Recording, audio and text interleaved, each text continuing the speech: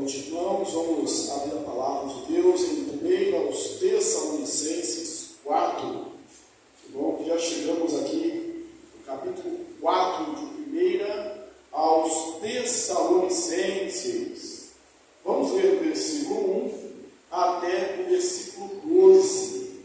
Eu vou ler, os irmãos, por gentileza, acompanhem.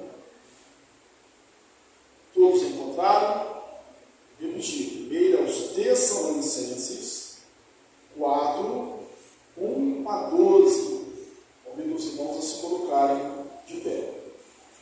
Diz assim: finalmente, irmãos, nós vos rogamos e exortamos no Senhor Jesus, que, como de nós recebeste, quanto à maneira porque deveis viver e agradar a Deus, e efetivamente estáis fazendo, continuais progredindo cada vez mais. Porque estáis inteirados de quantas instruções vos demos da parte do Senhor Jesus.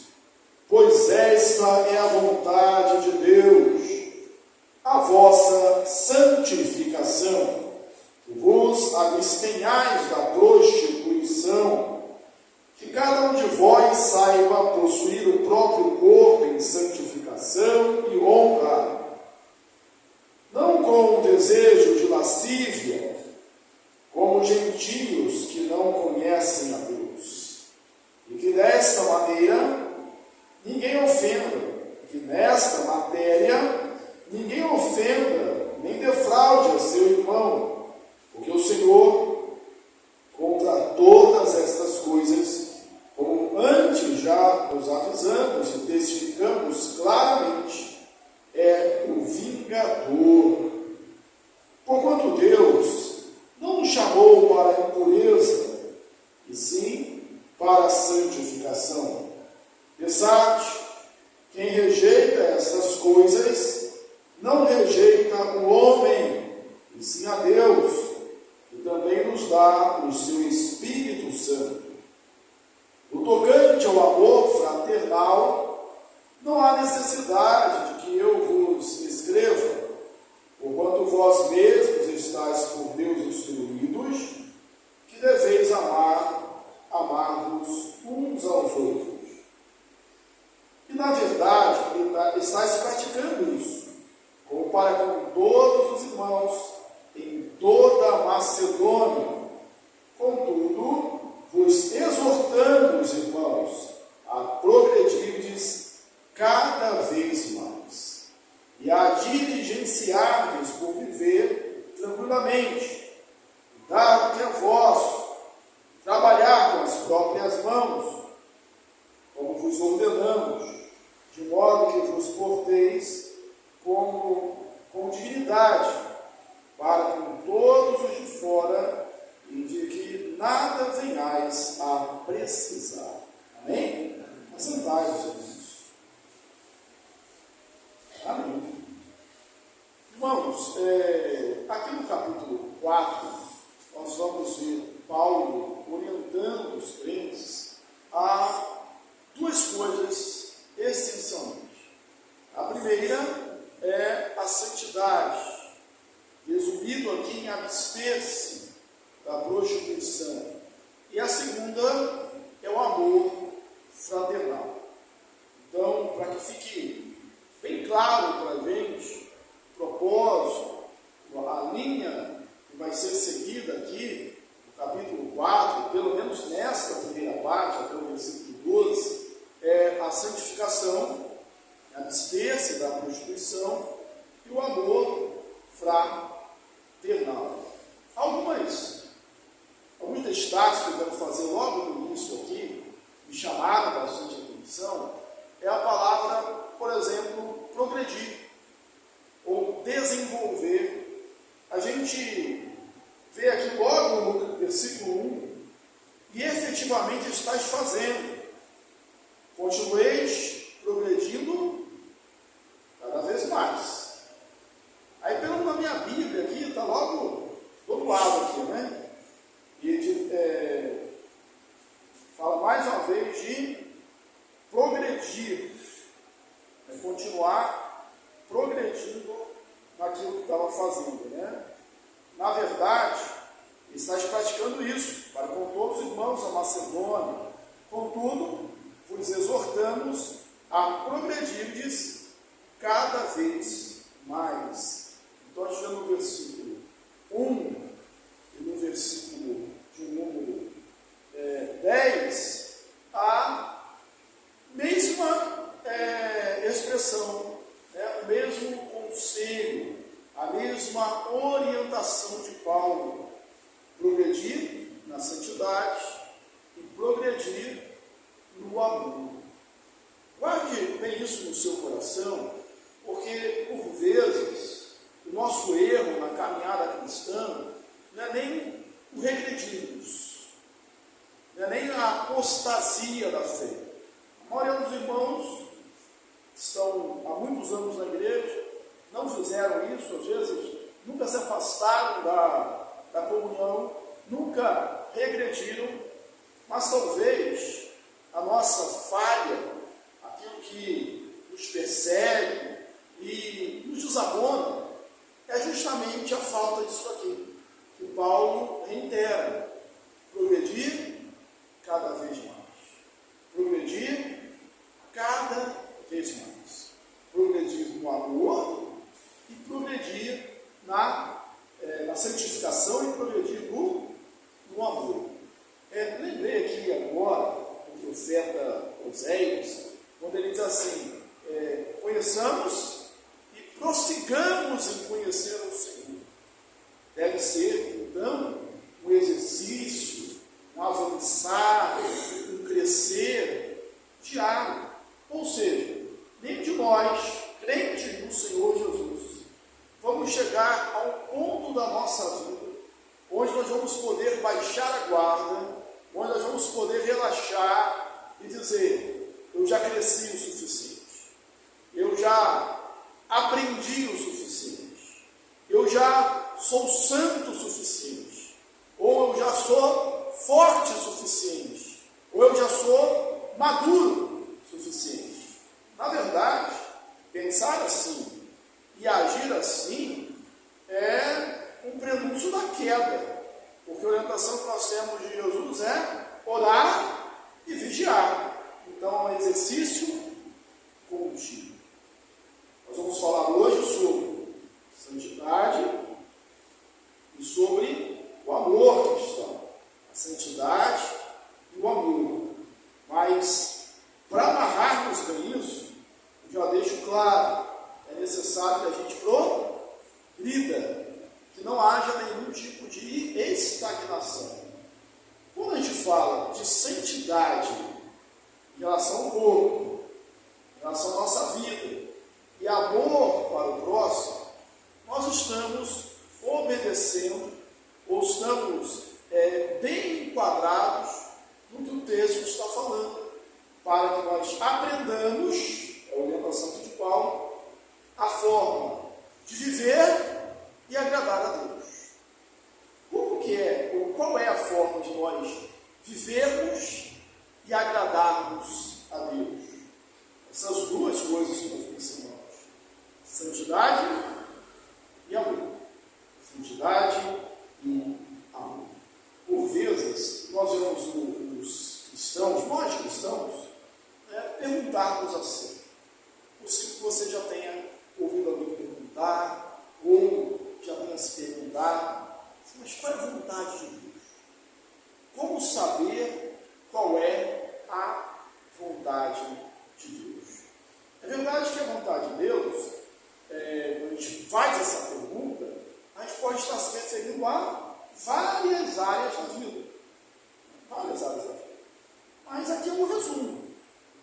Aqui é algo bem conciso, para não deixar você falhar, para não deixar você errar. Esta é a vontade de Deus. Qual? A vossa santificação. Houve um estudo aqui da nossa revista de escola local, confesso que não lembro qual foi bem antes do estudo de João, tem mais de 3 meses. Mas eu peguei uma das frases, coloquei lá nos meus bons dias, né?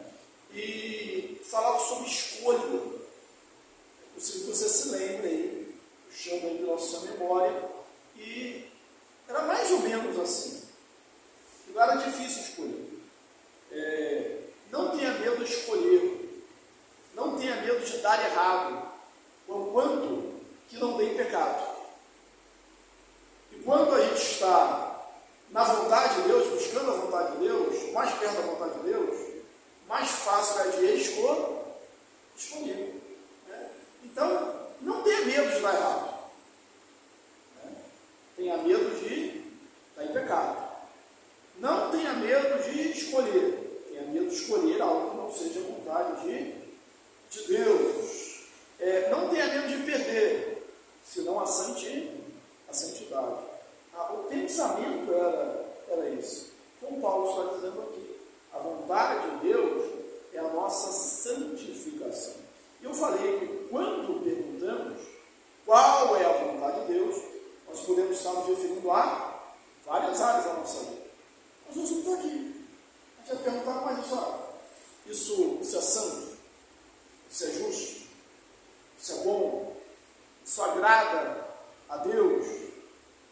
Você pode até lembrar daquele livro, né, o best-seller cristão, Em Seus Passos, o que faria Jesus? Jesus faria isso? Aqui, resumo, a vontade de Deus. Como viver e agradar a Deus? Santidade e amor para com o nosso próximo. Aí você observa que o versículo 1 começa assim: finalmente. E aí, a gente pode parar aqui até mexer com alguns pregadores, você pode lembrar de alguma situação que você já viveu, né, que o sermão está bom, ou até estava bom, né, só que se prolongou muito. E aí o pastor diz assim, concluindo, ou finalmente, concluindo. E aí você fala assim, rapaz, pela minha conta que o pastor já falou, concluindo umas 7 vezes aqui, e o negócio não acaba.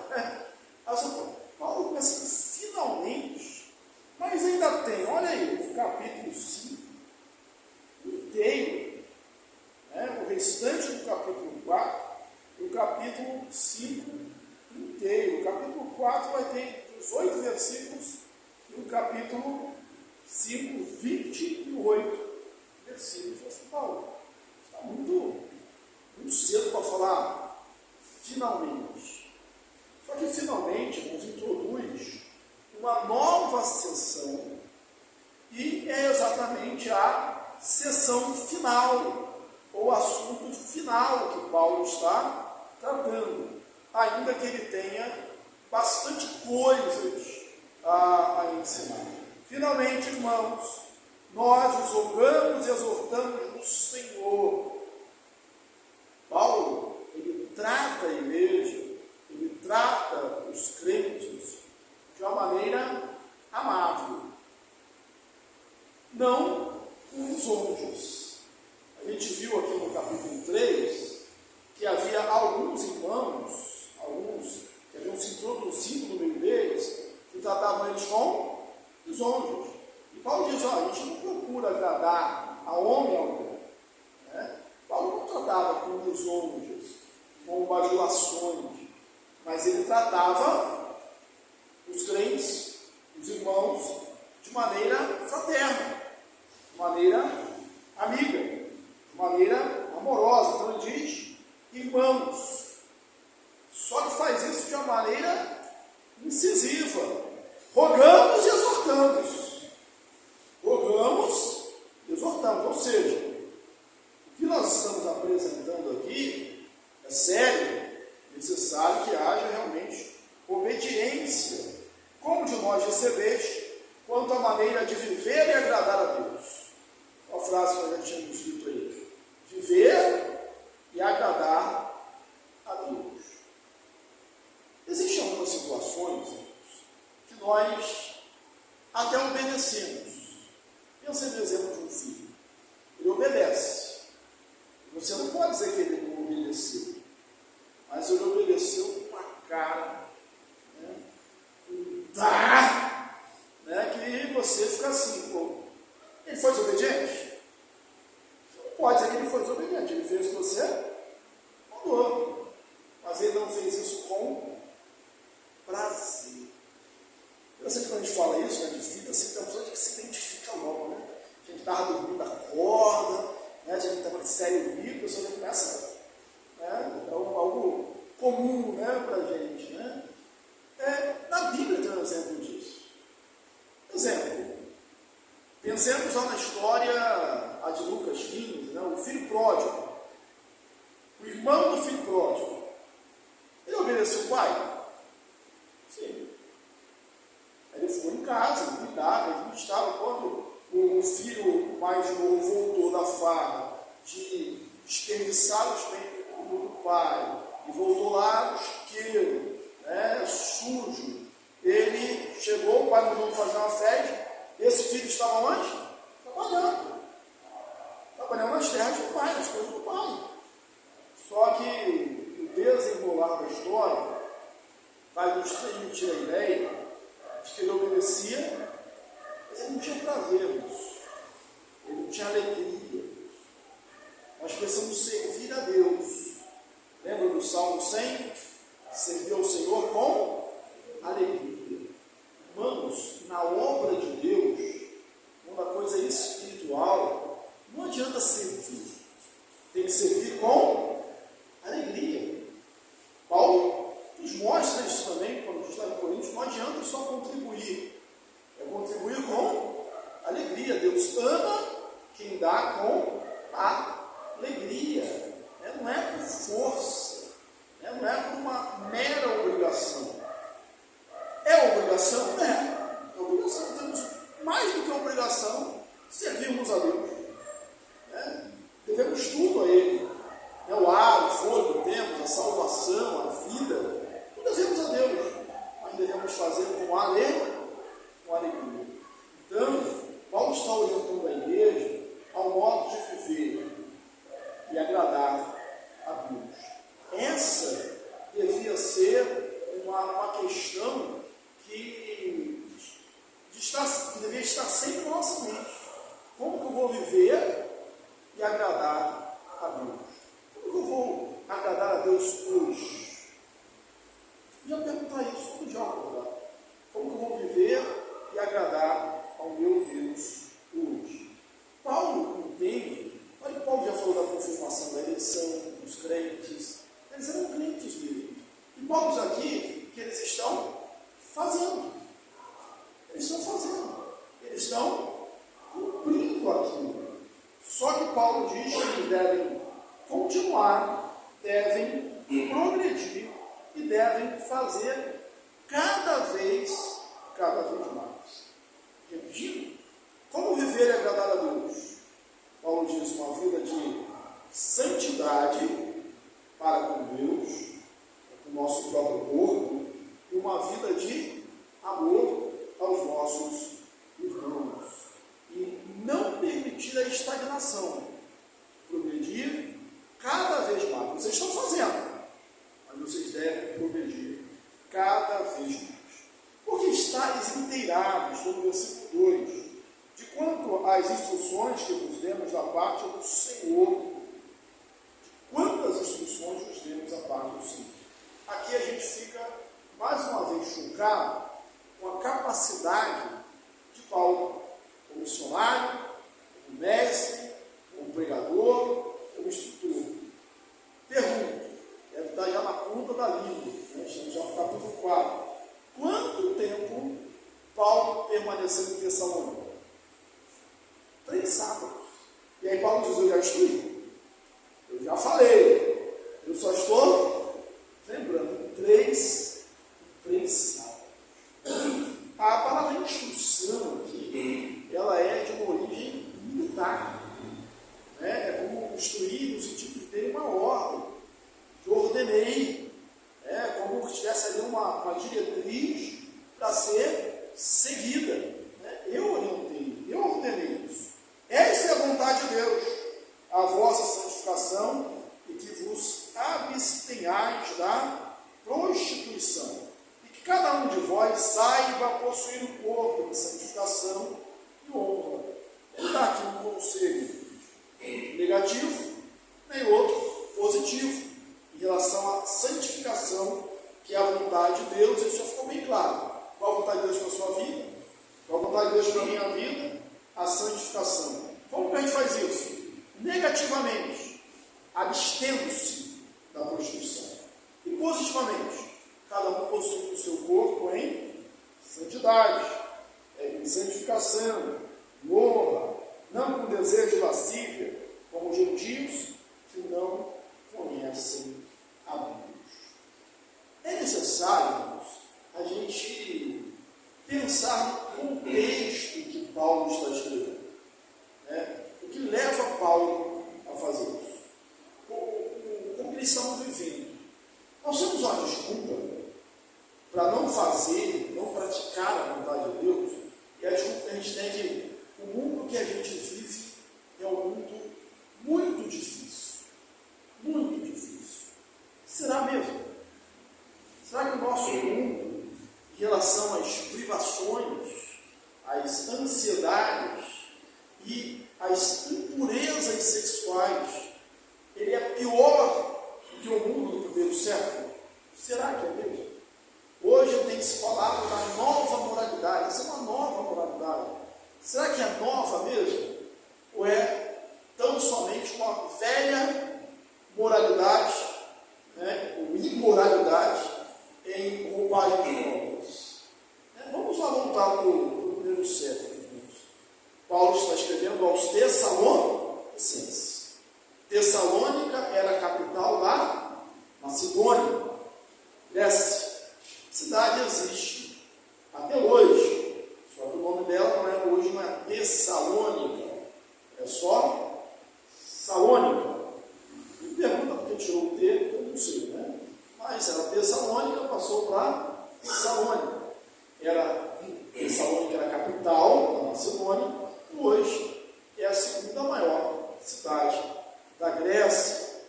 Vamos pensar na moralidade dos gregos, dos romanos. É só lembrar dos deuses gregos, como Afrodite, como Eros.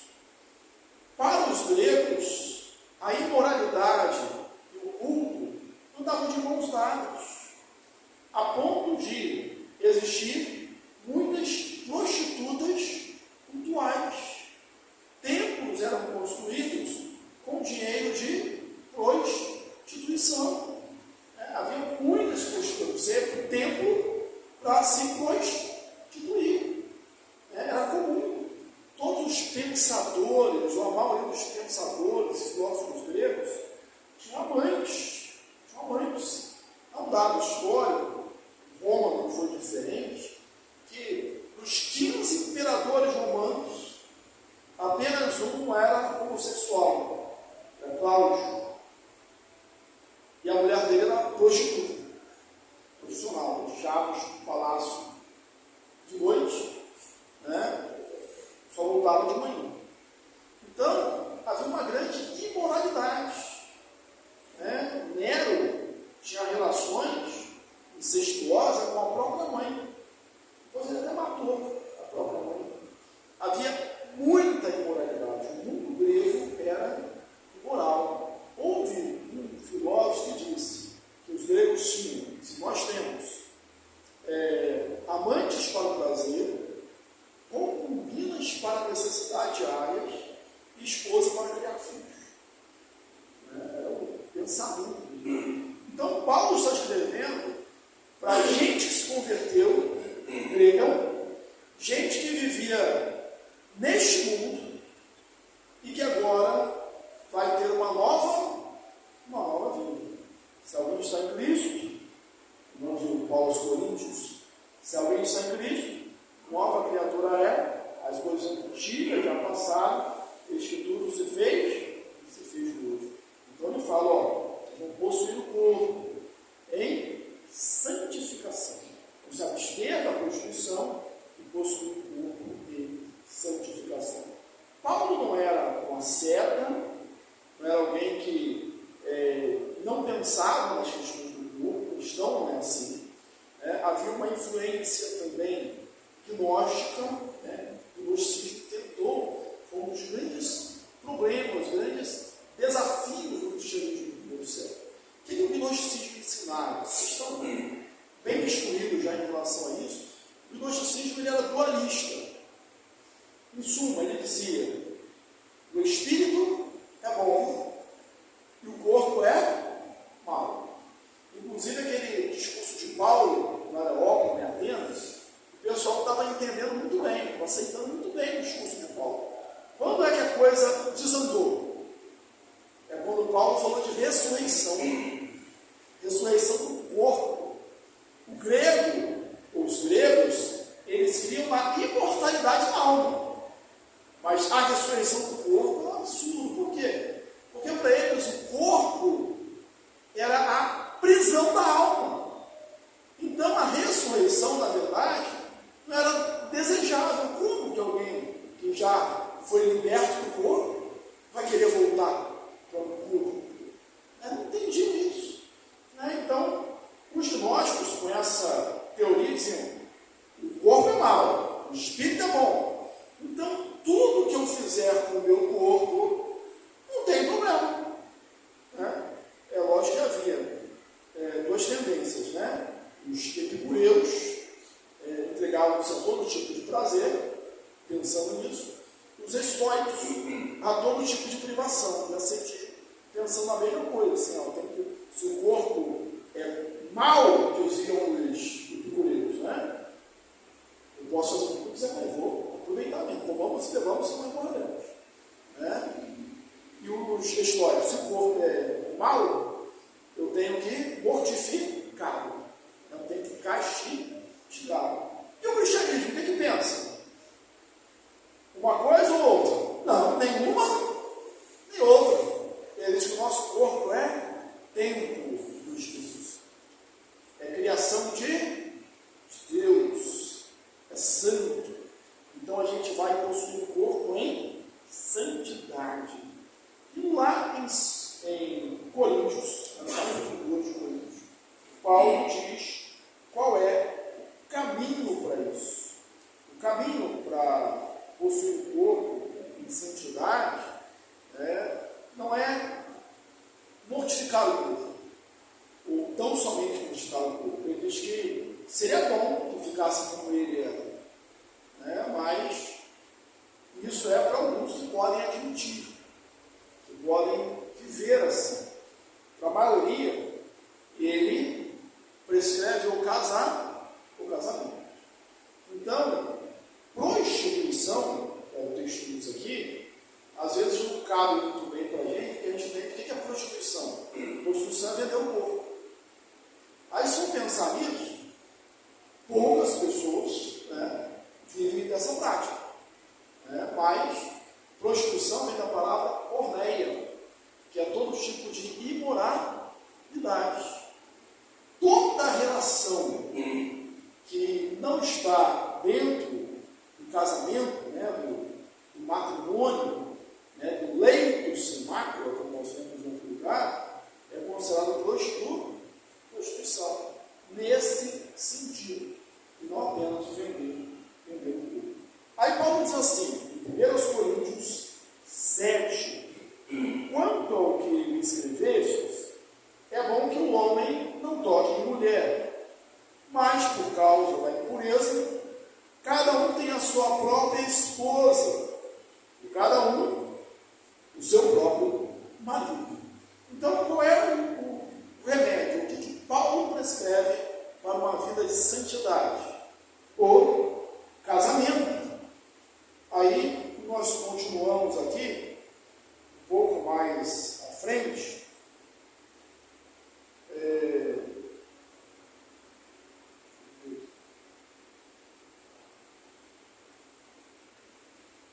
versículo 9.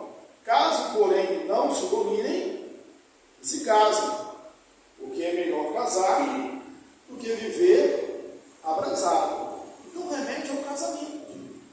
E aí, irmãos, a gente começa a pensar o seguinte: as pessoas nos caricaturizam como pessoas infelizes, quando, na verdade, a felicidade só há em Jesus. Só a felicidade estando no centro da vontade de Deus.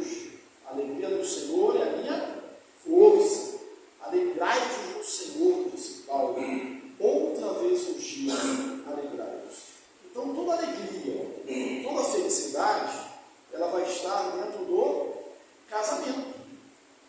O contrário disso é falta de paz, é angústia. As pessoas que adulteram, que traem, não têm paz, aparentam viver uma vida de felicidade, contam às vezes isso, mas o fim normalmente é trágico, né? Mesmo quando estão com a consciência já cauterizada, né? Não há felicidade, né? O lar, né? O sólido cristão, esse é o lar feliz, né? O Gabriel olhou aqui no início, o Salmo 127, no texto, né? Se o Senhor conquistar a casa, o bom trabalho que edifica, lá no finalzinho, né? Herança do Senhor são os filhos, o fruto do ventre, o seu galardão. Aí, 128, continua falando, né? Que a sua esposa, no interior da sua casa, será como uma videira frutífera, os seus filhos, como rebentos da oliveira. E o texto termina assim: eis como será abençoado o homem que teme ao Senhor. O homem, não é a mulher, você não teme ao Senhor, será abençoado. Continuamos. Nessa matéria, ninguém defraude ou engane o seu irmão, porque contra todas essas coisas, como antes nos avisamos, mais uma vez, Paulo ficou 3 sábados, ele falou assim: a gente já avisei, já falei sobre isso também. O Senhor é o juiz. Alguns berros advogam que Paulo aqui ele mudou de assunto, que é para viver uma vida de santidade na área do sexo, e é para viver uma vida também de santidade nos negócios, não engano, no final do seu irmão. Mas isso não é a lógica do texto, não se sustenta. O Paulo está falando de forma entusiasmada desse assunto. Nada justifica uma mudança. Tanto é que ele diz, nessa matéria, ninguém engane, ninguém defraude o seu irmão. Que matéria? Essa questão da pureza sexual. Como se engana, irmão? Lá nos 10 mandamentos, né? Não cobiçarás a mulher do teu próximo, né? Tendo relações com a mulher do próximo, desrespeitando a filha do próximo, né? Então, ninguém defraude. E aí diz assim: pode ser que você nunca seja descoberto, mas é que o Paulo afirma: Deus dessas coisas é um vingador, né? Deus é o vingador. Tenha certeza que isso não ficará impune. Isso não ficará impune. Lembre-se, né? Dura coisa é cair, terrível coisa é cair nas mãos de Deus irado. Porquanto Deus não nos chamou para a impureza, e sim para a santificação. Repetindo, né, aquela interessante. Quem rejeita essas coisas, não rejeita o homem, e sim a Deus, que também nos dá o seu Espírito Santo. Paulo está dizendo que a palavra dele não é a palavra de homem, que a Bíblia não é a palavra de homem. Você não está recusando o conceito. Quando, se os tessalonicenses não obedecessem a isso, eles não estavam recusando Paulo, rejeitando Paulo, eles estavam rejeitando Deus. Então, quando você erra nesse ponto, você não está rejeitando a doutrina da igreja, um preceito moral, você está rejeitando o próprio Deus. E aí vem a segunda parte. A primeira forma de viver e agradar a Deus é uma vida de santidade. E a segunda, de amor ao próximo. Na primeira, que é a santidade, a santificação, ele fala assim: ó, que vocês progridam cada vez mais. Eu disse no início, um dos nossos problemas maiores, talvez não seja nem se afastar ou regredir, se afastar da igreja, mas é o não progredir continuamente.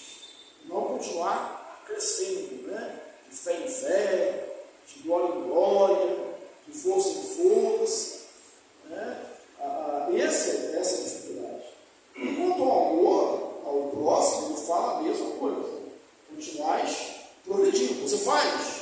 Então continue progredindo.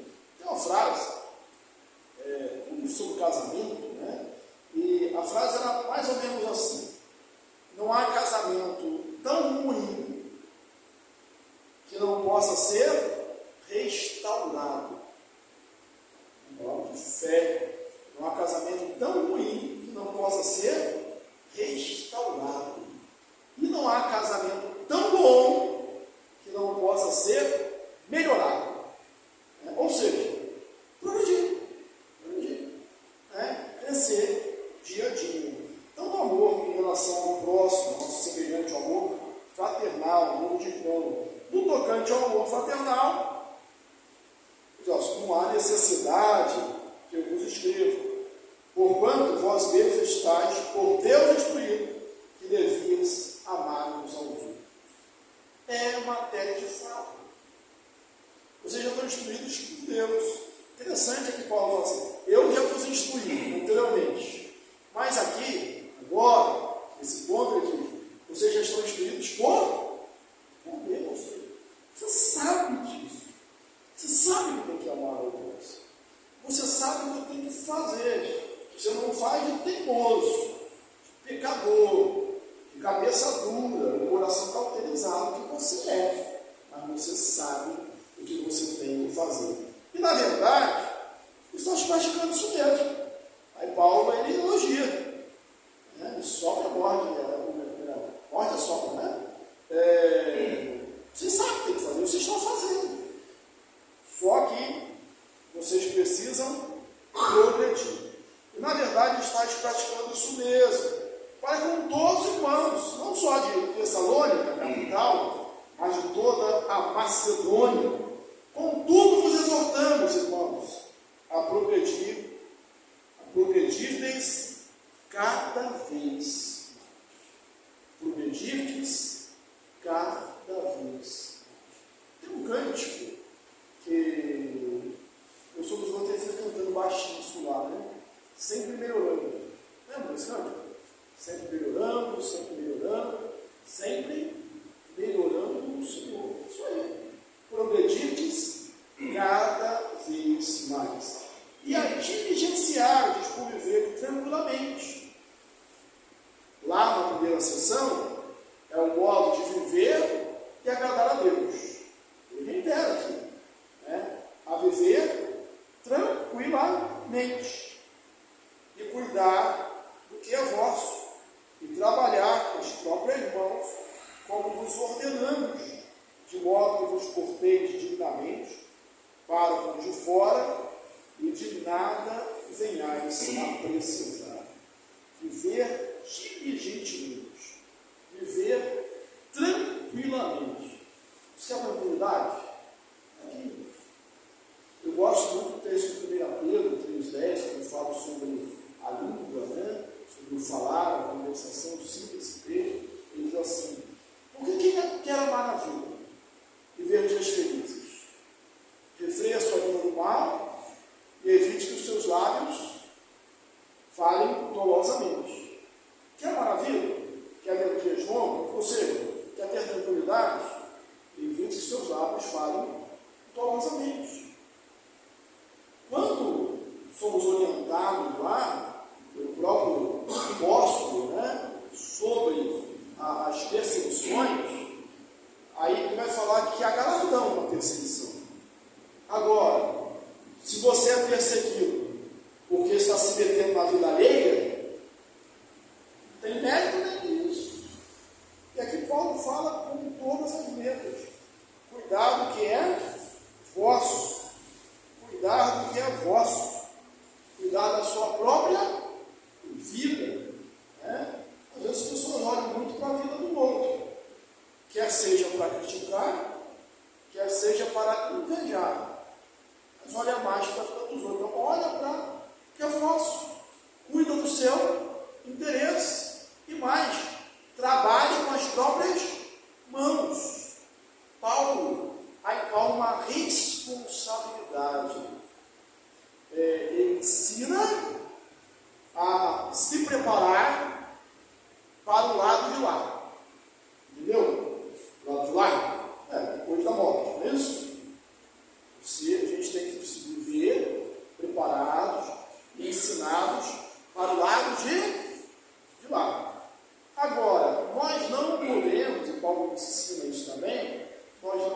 podemos negligenciar o lado de cá. Ou seja, o viver diligentemente, o cuidar da própria vida e o trabalhar. Destaque é nessa epístola que a gente, ou em primeiro, ou em segunda Tessalonicenses, agora fugiu a memória.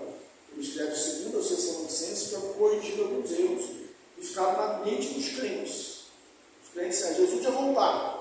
Já que Jesus ia voltar, somente segunda, né? Já que Jesus Cristo ia voltar, eu não preciso trabalhar. Para quê?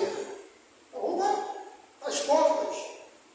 Né? E aí Paulo escreve corrigindo. Se alguém não quer trabalhar, também não coma, meu filho. Estou seguindo a sua lógica. Você não precisa trabalhar porque Jesus vai voltar. Ele vai comer para quê? Jesus vai voltar, né? Você está esperando, né? Ele voltar. Que maldade, né? Se alguém não quer trabalhar, também não coma. Então, cuida da própria vida. Trabalhe. A ordem bíblica, os mandamentos 6 dias trabalharás. E farás nela toda a tua obra. 7º dia você vai descansar.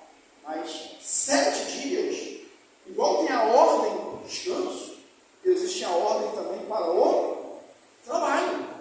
Existe a ordem para o trabalho. Então, cuide da sua própria vida. Cuide de você. E às vezes isso parece egoísta, não? Mas não é. A gente só pode cuidar do outro se a gente cuidar de nós mesmos.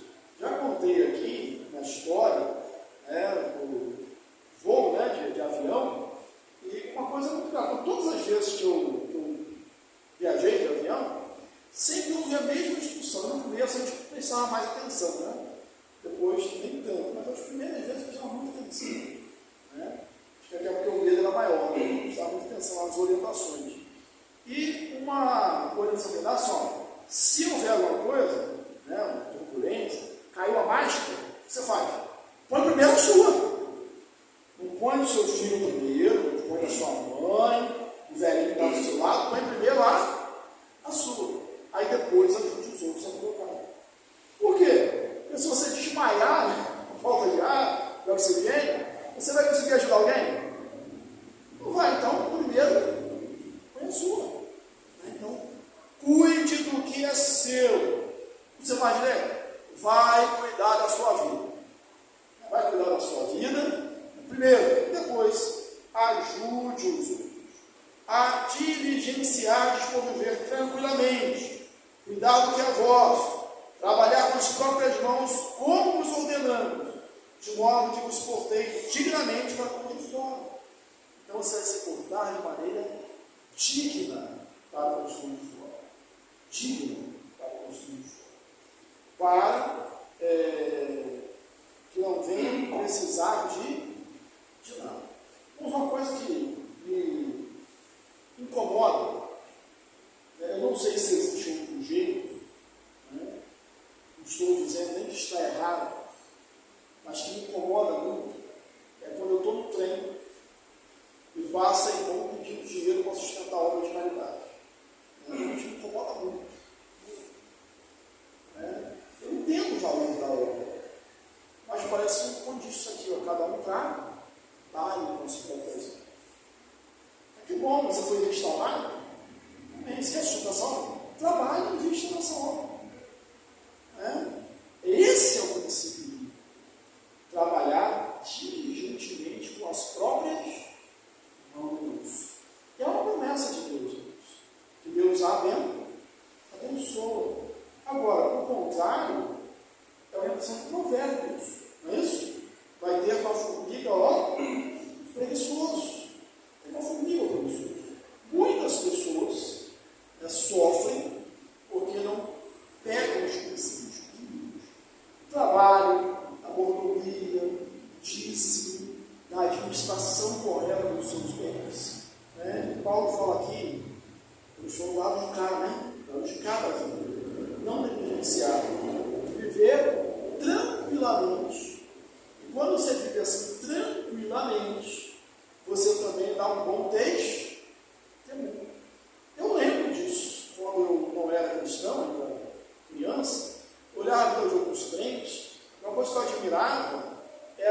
organização, assim como parece. Né? E aí depois eu sei que nem tanta paz assim, né? Mas quando eu olhava parecia que era aquela família perfeita, né? E eu queria, se tinha uma coisa que eu queria, era aquilo, né? Aquela tranquilidade, aquela organização, né? Aquela limpeza, né? Que eu via na vida dos crentes que eu conhecia. Então, quando você vive uma vida organizada, uma vida digna, uma vida que você trabalha, não precisa de nada. Você também dá um bom testemunho, que é uma vida com Deus. Isso não tem nada a ver com a teologia da prosperidade, né? Tem a ver com o que a Bíblia diz, né? Que nós abraçamos. Então, resumindo, né? Precisamos viver de uma maneira agradável a Deus. Devemos acordar todo dia e perguntar o que é que eu tenho que fazer hoje para agradar a Deus. Tanto na minha vida de santidade pessoal, como na minha vida de amor ao próximo. Se já estou fazendo, a orientação foi dupla, né? 2 vezes apareceu aqui. Dormida cada vez mais. Do lado de lá, a gente pensa, né, na glória, a gente aspira, a gente deseja, mas a gente não pode negligenciar ou ser responsável por uma vida do lado de cá. Por isso que a gente planeja, se organiza, trabalha, para viver tranquilamente. E realmente, irmão, cuide da sua vida, né? Não se intrometa na vida do outro. Ah, mas é ajudar. Ajudar é diferente de se intrometer, né? Então, cuide primeiro da sua vida, até para que você seja exemplo, né? Assim brilhe a vossa luz diante dos homens, para que vejam as vossas boas obras e glorifiquem ao vosso Pai que está nos céus. Que Deus te abençoe ricamente. Semana que vem, nós vamos continuar do versículo 13 até o versículo 18, de 1 aos Tessalonicenses 4. Amém.